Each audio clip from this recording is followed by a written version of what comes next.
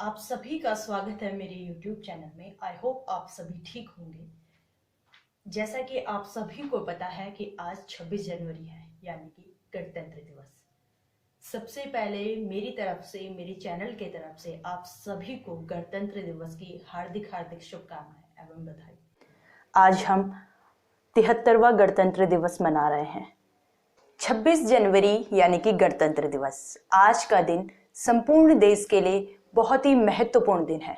आज के दिन 26 जनवरी यानी कि 26 जनवरी 1950 यानी कि 26 जनवरी 1950 को हमारे देश का संविधान लागू हुआ था। इसका मतलब ये हुआ कि हमारे देश की नई एक अलग सरकार, एक राष्ट्रपति और एक अलग संविधान निर्धारित किया गया था।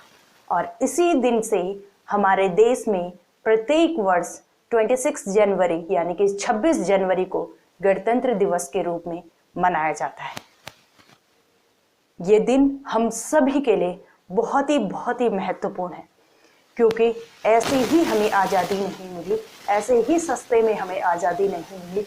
बहुत से वीर सपूतों ने अपने प्राणों को बलिदान देके, अपने प्राणों का न्योछावर करके हम आज सुकून की नींद सोते हैं, हम यहाँ सुकून की सांस लेते हैं, तब जाके ये देश आज़ाद हुआ था। आज़ादी के लिए बहुत से लोगों ने अपने प्राणों का बलिदान दिया है और देते भी रहे हैं। आज़ादी हमें ऐसे ही नहीं मिली। आज भी जो आर्म फोर्सेस हैं वहाँ लोग अपना बलिदान दे रहे हैं देश के लिए, लेकिन हम एक आम नागरिक जो हम किसी संस्था से नहीं जुड़े हैं या फिर किसी फोर्स में नहीं है, हम अपना बलिदान कहाँ दे रहे हैं? एटलीस्ट अगर हम 24 घंटे में से 8 घंटे 7 घंटे सोशल मीडिया पे अपना व्यतीत करते हैं, तो उस सोशल मीडिया का भी हमें सदुपयोग करना चाहिए और उसमें हमें ऐसे संदेशों को प्रेषित करना चाहिए आगे कि वो देश के लिए हितकारी हो। कहीं ना कहीं हमें अपने देश के लिए कंट्रीब्यूशन करना चाहिए। अगर हम किसी भी आर्म फोर्सेस में नहीं जुड़े हुए हैं, हमारे मन में वो भाव होना चाहिए, देश के लिए मोहब्बत होनी चाहिए। मुझे राहत इंदौरी साहब का एक शायरी याद आती है कि हम अपनी जान के दुश्मन को जान कहते हैं और मोहब्बत की इसी मिट्टी को हिंदुस्तान कहते हैं। तो यानी कि मोहब्बत से रहिए, अमन चैन से रहिए, मोहब्बत बांटिए जितना हो सकता है, प्यार प्रेम से रहिए। आज़ादी के ये इस लम्हे को जश्न इस तरीके से मनाइए कि सोचिए कि आज के दिन हमारी दिवाली है, आज के दिन हमारी होली है।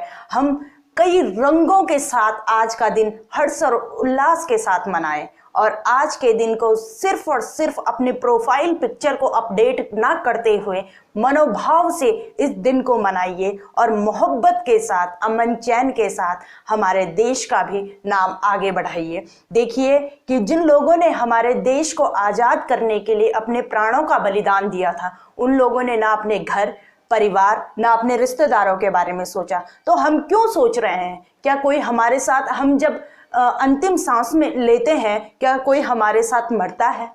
नहीं। तो हम जितना अपना साल का 365 दिन यहाँ पे व्यतीत कर रहे हैं, हम अपने साल में जितने भी टाइम अपना यहाँ पे गवाते हैं, जो भी करते हैं, उसमें एटलीस्ट हमें अपने देश के बारे में सोचना चाहिए। क्योंकि कहीं ना कहीं पहले, सबसे पहले हम उस माँ के बच्चे हैं, हम वो भारत माँ के बच्चे हैं जिसने हमें यहाँ रहने का अधिकार दिया है, भारत हिंदुस्तानी कहलाने का अधिकार दिया है। वो भी लोग थे कि वो लाए थे तूफानों से कश्ती को निकाल के, वो लाए थे तूफानों से कश्ती को निकाल के, ये सोचकर कि इस देश को रखना बच्चों संभाल के, है ना। तो इस देश को हमारी जिम्मेदारी है अब संभालना, हमारी, क्योंकि वो लोग अपना परिवार, अपना सब कुछ हमारे लिए न्योछावर करते हैं, छोड़ के चले जाते हैं। कोई भाई अगर किसी का आर्मी में है तो अपनी बहन को छोड़ के चले जाता है, अपनी पत्नी को छोड़ के चले जाता है, अपनी बहुत सी छोटी सी बेटे को छोड़कर चले जाता है, अपनी बूढ़ी माँ को छोड़कर चले जाता है। क्या उसके मन में भावनाएं नहीं है? क्या उसके मन में अपने परिवार के प्रति प्रेम नहीं है? लेकिन उसके लिए सबसे बढ़कर जो प्रेम होता है वो देश प्रेम होता है, और उस देश प्रेम के लिए वो एक ना एक दिन बलिदान होकर आ जाता है। मैं ऐसे राज्य से हूँ जहाँ एक मैं ऐसे राज्य से हूँ कि जहाँ हर एक परिवार का कोई ना कोई एक भाई हमारा आर्मी में है।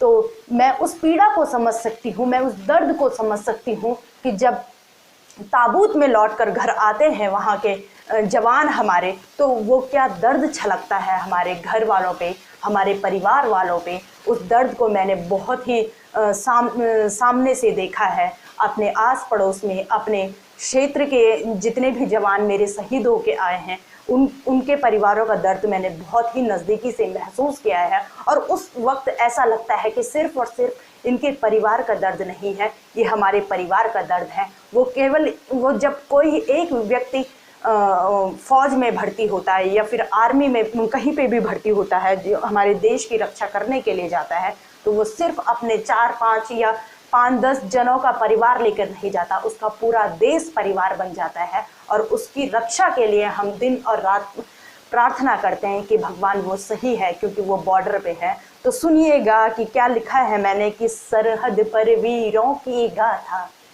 अमर जवान शहीदों की, सरहद पर वीरों की गाथा, अमर जवान शहीदों की, बेफिक्रे होकर करते हैं रक्षा अपने देश की, बेफिक्रे होकर करते हैं रक्षा अपने देश की। गोलियों की बौछारों में गलती शून्य दिखाते हैं, गोलियों की बौछारों में गलती शून्य दिखाते हैं, रुकते नहीं है आंसू सबके। ध्यान से सुनिएगा कि गोलियों की बौछारों में गलती शून्य दिखाते हैं, रुकते नहीं है आंसू सबके, लौट कर घर ताबूत में आते हैं, रुकते नहीं है आंसू सबके, लौट कर घर जब ताबूत में आते हैं। होता है ना, ऐसा लगता है कि ये हमारे घर का, ये हमारे परिवार का ही कोई व्यक्ति था जो आज देश के लिए बलिदान देकर आया है। तो सुनिएगा। अपनी वाणी को विराम देते हुए यहीं पे यही कहूंगी कि फना होने की इजाजत नहीं ली जाती, फना होने की इजाजत नहीं ली जाती, ये वतन की मोहब्बत है जनाब, पूछ कर नहीं की जाती। तो एक बार फिर से आप सभी को गणतंत्र दिवस की हार्दिक हार्दिक शुभकामनाएं। मुझे सुनने के लिए बहुत बहुत धन्यवाद, अपना समय देने के लिए बहुत बहुत धन्यवाद, बहुत बहुत धन्यवाद आपका। Thank you.